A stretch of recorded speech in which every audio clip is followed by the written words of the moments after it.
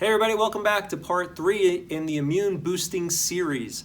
If you haven't seen the first couple, I would suggest go back to at least the last one. We talk about the immune system, the gut, liver, lymphatic system connection, how this all kind of comes together. Today we're going to talk about immune system boosting foods.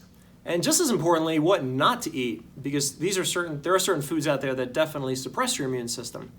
And I will say this also, this is not specific to immune system. This is specific really to just becoming and staying healthy, right? Because last time we talked about gut health, and really these foods that I'm gonna go over today are what will help your gut stay healthy or become healthy if it's not, particularly when we dive into supplements on the next video. Then we'll talk about, okay, if your gut's a little off, like let's say you're gassy or bloaty or don't have a couple regular bowel movements per day, those are clues that maybe it's off course. So between the right foods and the right supplements, when I customize programs for people for everything from, lowering blood sugar and blood pressure to immune stuff, autoimmune disease, weight loss, etc., this is the foundation.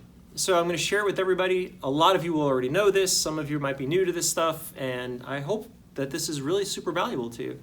So the first thing I'm going to say when it comes to immune system and foods in general, I would say there's two types of foods out there in general.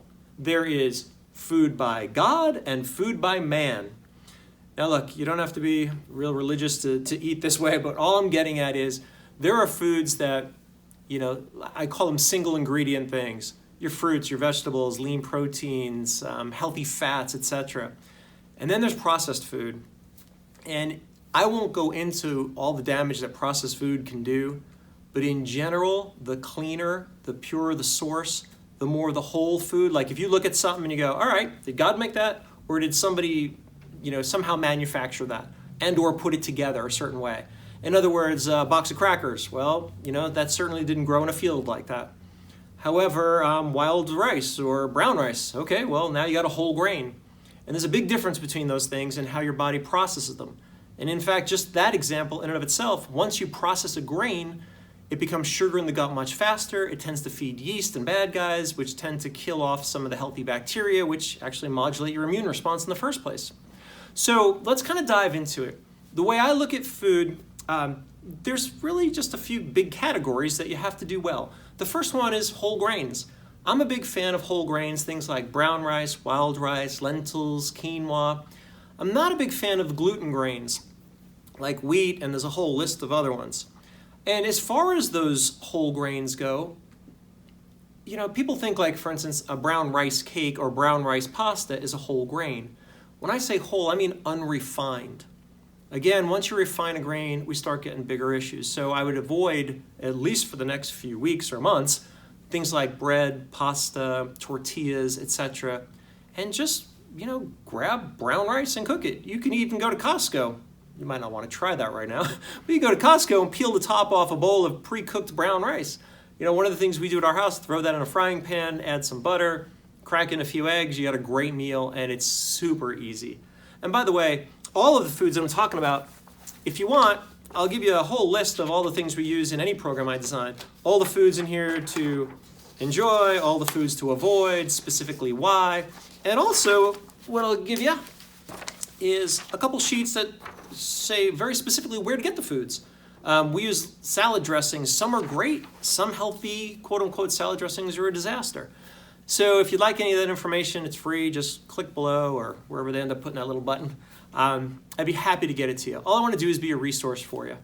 So the next thing I hear a lot about as far as foods to go with are vegetables, right? We all know we should eat lots of veggies. I completely agree. There's only two exceptions to the veggie rule I would suggest. Corn and potatoes. They both become sugar in the gut pretty quick. And again, sugar feeds some of the bad guys, which really will suppress the immune system function a little bit. Now, people ask me all the time, well, what about vegetable juices? Vegetable juices, I think, are great. The flip side of that, though, are fruit juices. And fruit in general. I am not opposed to fruit, but I will say this. Fruit contains sugar. And your immune system doesn't really like sugar. In fact, I talked in a previous video about things like orange juice, which we think, well, it's super good for me, right? It's got vitamin C. Yeah, but orange juice is essentially just pure sugar, especially once you pasteurize it and kill anything living or good in it. Whereas vegetable juices, on the other hand, are much lower in sugar. And last time I mentioned that a couple tablespoons of sugar has been shown to suppress your immune system function for about 60% for up to 4 to 5 hours, according to studies. So a lot of people these days are reaching for a glass of healthy orange juice and thinking, oh, this will be great. Honestly, it's not. So I would avoid juices right now. I would avoid processed grains and sugar. I'd also avoid processed meats. So big fan of lean proteins, chicken, turkey, fish, eggs. In general, I would say have at it. Most people do really well with those things. But then you've got processed meats, cold cuts, bacon, and any processed meat, things with nitrates, honestly, avoid. Now, look, once in a while isn't going to kill you, but if you ask me like, hey, how do I get my gut healthy? How do I give my liver a break? How do I work on cleansing that? Again, the supplements we'll talk about next time, we'll talk a lot more about that.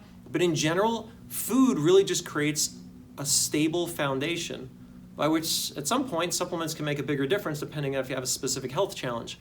But the next thing, by the way, as far as lean meats go and proteins, I'm also a big fan of grass-fed.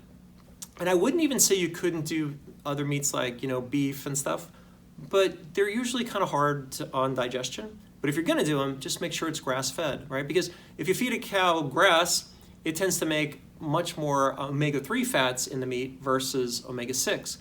And unfortunately, we get about 25 times more omega-6 fats in our diet than we do omega-3. And they should be roughly a 2-to-1 balance.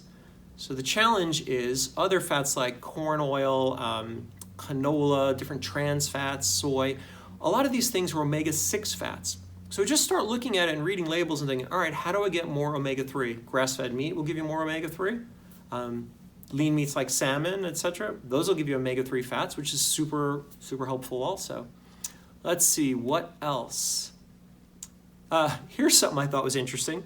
Recently, I read that they have made ketchup part of the vegetable group in the school system so that kids are actually eating more veggies.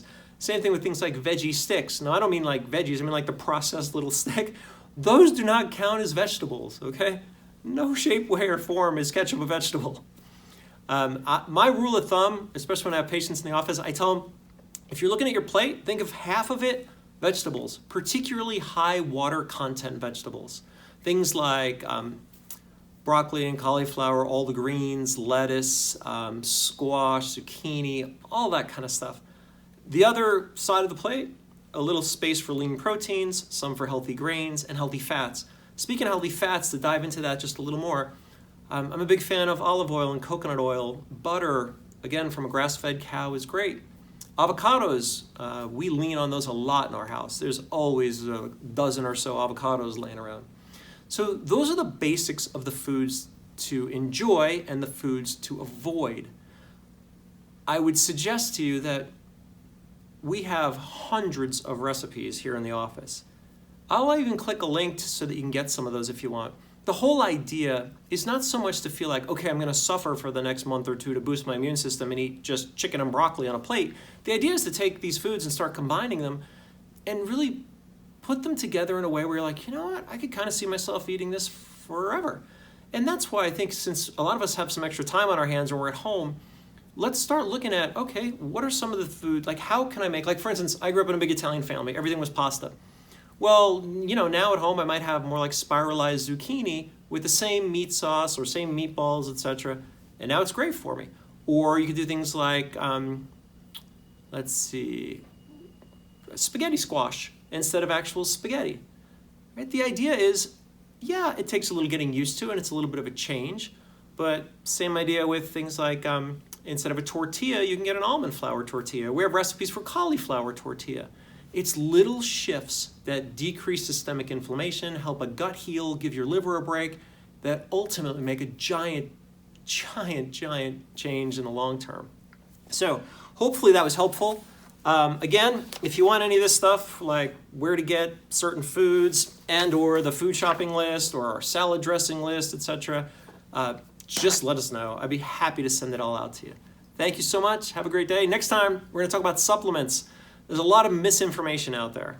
And I'm going to kind of separate fact from fiction and give you like just a basic, what can I go to the store tomorrow and buy? What would help boost my immune system? What's probably a waste of money? And where do I go from there? Have a great day.